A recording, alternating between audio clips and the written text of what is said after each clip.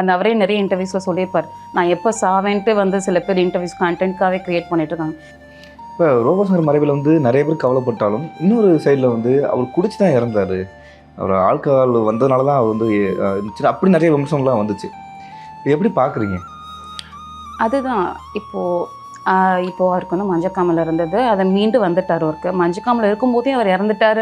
அந்த அவரே நிறைய இன்டர்வியூஸில் சொல்லியிருப்பார், நான் எப்போ சாவேன்ட்டு வந்து சில பேர் இன்டர்வியூஸ் கண்டென்ட்காகவே க்ரியேட் பண்ணிட்டு இருக்காங்க. இது எல்லாமே ஒரு சைடு கண்டென்ட்டாக இருந்தாலும் அவருடைய ஆர்கன்ஸ் பார்ட்ஸ் வந்து ஃபெயிலியர் ஆகிட்டு இருக்குது அவருக்கே தெரில. ஃபார் எக்ஸாம்பிள் எங்கள் அப்பா வந்து ஆன்ஜியோ பண்ணிவிட்டு ஹாஸ்பிட்டலில் அட்மிட் ஆகிட்டு ஆப்ரேஷன் முடியும் போதே எங்கள் அம்மாவுக்கு தெரியும். ஸோ எந்த ஒரு குடும்ப தலைவனும் வந்து அவங்க ஃபேமிலிக்கிட்ட வந்து எனக்கு இப்படி இருக்குன்னு பயமுறுத்த மாட்டாப்புல. அதை தான் அவர் பண்ணியிருந்தார். பட் அது எப்படின்னு தெரில, இவ்வளோ சீக்கிரமாக அவர் வந்து ஒரு அட்மிட் ஆன உடனே இப்படி ஆவார் அந்த லெவலில் நாங்கள் வந்து நினைக்கவே இல்லை. ஓரளவுக்காவது தெரிஞ்சிருக்கோம் அப்படின்ட்டு தான் மூவ் ஆன் பண்ணிட்டு போனது. பட் குடினால தான் இறந்தாருன்னா இருக்க முக்கால்வாசி ஆம்பளை குடியினால தான் இறக்கணும். அதனால் அவர் வந்து அப்படி சொல்கிறதுக்கூடிய ஸ்பேஸ் வந்து நாங்கள் யாருமே கொடுக்கல.